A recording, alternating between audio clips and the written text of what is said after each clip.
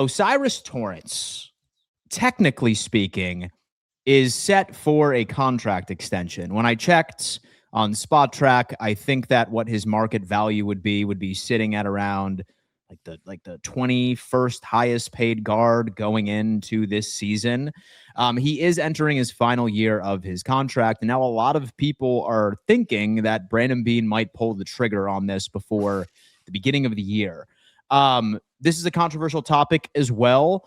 Some people liked what O'Cyrus Torrence brought to the table in the beginning of his career last year. I thought was still good, maybe not as good as his first couple. But I think my question now becomes, is this something you foresee this front office doing, and would you give it your blessing? I'm going to go to Z-Bot on this one. Yeah, I don't really see the controversy in this one, Dan. You already lost David Edwards at guard, and you're looking at what Brandon Beane has done in the draft.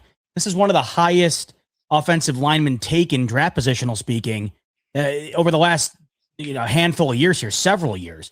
And he has been an incredible asset in terms of being available. I'm pretty sure I read that he, in terms of availability, has never missed a game that he was not considered to be a healthy scratch because they were already locked in for the playoffs or whatever at the end of the year. So you're talking about already losing an asset on that offensive line. You're talking about an offensive line as well that Beane's taken care of, right? You got Connor McGovern done. You're looking at the line in itself too, and you don't want to have too much shakeup there, I think, because it's been one of the better offensive lines in the league.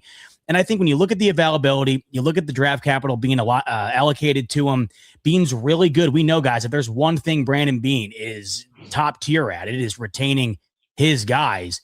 They also mentioned, or O'Cyrus Torrence had mentioned that there was mutual interest here. And it seems to me that both sides want to come to an agreement. I think it ends up getting done. What that number ends up being will be interesting. We know that Brandon Beane's really good at getting his homegrown guys below what maybe you're seeing on your screen here, the market value. Not drastically low, but we do know he's really good at coming in under that number. So, Dan, I think we end up seeing this deal get done, and I think it's one that they should get done. And so I'll tell you what, man, like how I look at it is that as much as I would like to believe Josh Allen is going to be a dual threat dynamic quarterback for the next 10 plus years, I know in the back of my mind that eventually those scrambling capabilities are going to start to diminish. So when it comes into establishing continuity in the trenches, you're damn right. I would be completely fine with throwing O'Cyrus Torrence a nice little 3-year extension. You bring up an interesting point because we look at that number at 13.1, but then I automatically go back to what we got for Christian Benford. Who remembers what Christian Benford's market value was on Spot Track prior to the deal actually getting done? It was significantly below market value. What Beane is able to do is just, I mean, it's great by being able to get guys to come in on that hometown discount. Kev, thoughts? Do you think it's going to happen? And would you give it your blessing? Yeah, I've heard from people I trust that it is closer. And this is the time that Beane likes to do things and get stuff done. I mean, he prefers this time of year before the season starts. He does not like to take players into contract years. He loves signing them after their third year. All things that you've seen patterns of in the past as soon as they're eligible. I think he's going to get a 3 for 36. Like, it's not revolutionary. It's not going to break any bank. It's going to turn out to look better probably than the 13-1.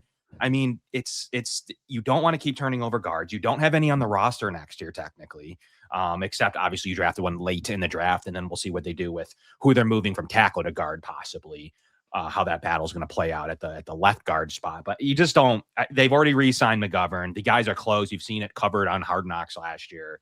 I think it gets done. I love O'Cyrus Torrence. I'm on the camp of loving this offensive line. We talked about it on our show all last year. Like, we talk about weapons ad nauseum, but like part of the weapon is the unit of the two tackles, McGovern, and with Torrence next to him. I don't want any more movement. I'm fine with figuring out the best plan for left guard.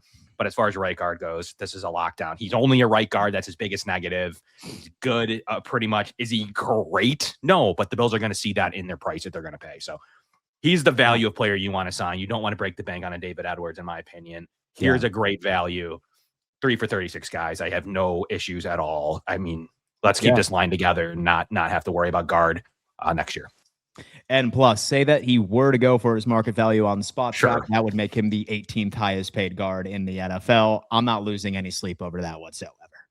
Folks, thank you so much for once again tuning in to another edition of the Bills Roundtable. I need to give a giant shout out to our proud partner of the show, making this possible, William Mattar. If you were ever hurt in a car, you better call William Mattar. He's the #1 car accident attorney in the state of New York. If you ever find yourself in that unfortunate scenario, memorize this phone number on screen. A giant shout out to William for being a proud partner of Roundtable Sports.